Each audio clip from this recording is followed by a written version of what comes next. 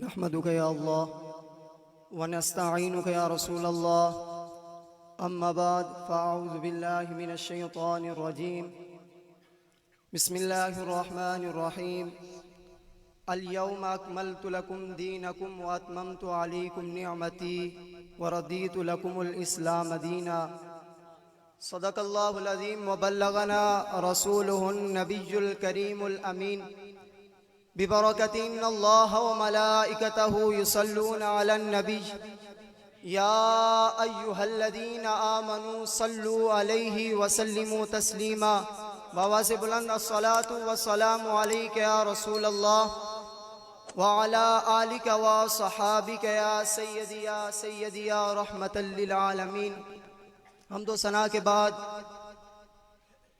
Stage کی زینت پیر سید مختار حسین شاہ صاحب استانہ علیہ تتپانی شریف، پیر سید صفدر حسین شاہ صاحب، پیر سید تصدق حسین شاہ صاحب، پیر سید عدیل شاہ صاحب اور دیگر سادات علماء کرام، سامعین، ناظرین، ناظرات، السلام علیکم ورحمۃ اللہ وبرکاتہ. عقیدہ ختم نبوت کے اندر اگر لچک آ جائے تو بندہ دائرہ اسلام سے خارج ہو جاتا ہے. اگر عقیدہ ختم نبوت کے اندر ذرا برابر بھی لچک آ جائے تو بندہ دائرہ اسلام سے خارج ہو جاتا ہے. ایک جملہ اہل نظر کے کر رہا ہوں. حضور اونٹنی پر سوار ہیں، حجۃ الوداع کا موقع ہے، عرفات کا میدان ہے. رب اعلان کرتا ہے الیوم اکملت لکم. اگر آپ کوئی کام کریں اور اس کام کو پورا کر دیں، کوئی کام کریں اتنا بہتر کریں کہ اس کام کو پورا کر دیں، تو اس کو کہتے ہیں مکمل کر دیا. رب اعلان کرتا ہے الیوم اکملت لکم. اگر آپ کوئی کام اس طریقے سے کرتے ہیں کہ وہ پورا ہو جائے تو اس کو کہتے ہیں مکمل ہو گیا. اور اگر وہی کام آپ اتنے احسن بہترین طریقے کے ساتھ کریں، اس میں رنگ بھریں، پھر باہر سے کسی کو بلائیں اور پوچھیں کہ بتا میں نے یہ رنگ کیا ہے، کس طرح کا ہوا ہے، یہ کام کس طرح کا کیا گیا ہے، وہ کہ یار تو نے تو آخیر ہی کر دی، اسے کہتے ہیں کامل ہو گیا. اور جب کامل اپنے نقطہ کمال پر پہنچتا ہے تو اس کو کہتے ہیں اکمل ہو گیا. اب جملہ سنیے گا، جب کامل اپنے نقطہ کمال پر جا کر پہنچے تو اس کو کہتے ہیں اکمل ہو گیا. اور کامل اور اکمل اس کو کہتے ہیں جس میں سے نہ تو کوئی چیز نکالی جا سکے اور جس کے اندر نہ کوئی چیز داخل کی جا سکے. کامل اور اکمل اسے کہتے ہیں کہ جس کے اندر نہ تو کوئی چیز داخل کی جا سکے اور نہ ہی اس سے کوئی چیز نکالی جا سکے.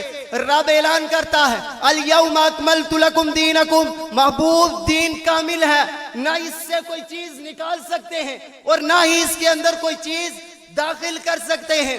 رب اعلان کرتا ہے الیوم اکملت لکم. تو پھر مجھے کہنے دیجئے محبوب کا کلمہ کامل، نہ تو اس میں سے کوئی لفظ نکال سکتے ہیں اور نہ ہی اس کے اندر کوئی لفظ داخل کر سکتے ہیں. میرے محبوب کی اذان کامل ہے، نہ تو اس میں سے کوئی لفظ نکال سکتے ہیں اور نہ ہی اس کے اندر کوئی لفظ داخل کر سکتے ہیں.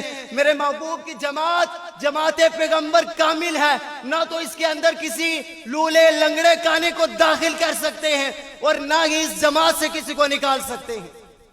بس آخری بات، اب اگر کسی کے گھر بچہ پیدا ہو، ادھر والدین کہتے ہیں کہ جناب 0 سائز کا لباس لایا جائے تاکہ بچے کو پہنایا جائے.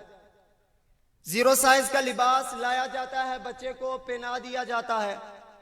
جب بچہ پہنچا 5 سال کا، 5 سال کی عمر کا ہوا، اب اس کو 0 سائز کا لباس آئے گا. 0 سائز کا لباس 5 سال کے بچے کو نہیں آئے گا. اب بچہ پہنچا 8 سال کو، 5 سال والا لباس اس کو نہیں آئے گا. جب بچہ پہنچا 12 سال کو، اب 8 سال والا لباس اس کو نہیں آئے گا. اور جب بچہ اپنے جوبن پر، اپنے اس قد پر پہنچا جو میرے رب نے اس کو عطا کرنا ہے، اب جو لباس اس کے لیے بنے گا وہی رہے گا. چاہے تو 50 سال کا ہو جائے، چاہے 60 سال کا ہو جائے، جو لباس اس کے لیے بنے گا وہی رہے گا۔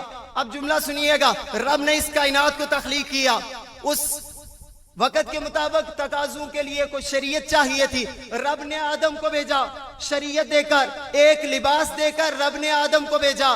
کائنات بڑی ہوئی، کائنات بدلی، تقاضے بدلے، رب نے ابراہیم کو شریعت دے کر ایک لباس دے کر بھیجا، کائنات بڑی، تقاضے بدلے، رب نے موسیٰ کو ایک لباس، ایک شریعت دے کر دنیا میں بھیجا، کائنات بدلی، رب نے عیسیٰ کو ایک لباس، ایک شریعت دے کر بھیجا، اور جب کائنات اپنے جوبن پر پہنچی، اب ایسا لباس چاہیے تھا جو قیامت تک کے لیے ہو، تو میرے رب نے حضور کو ختم نبوت کا تاج پہنا کر قرآن دے کر بھیجا۔ اب قیامت تک کے لیے کوئی نئی شریعت نہیں آ سکتی۔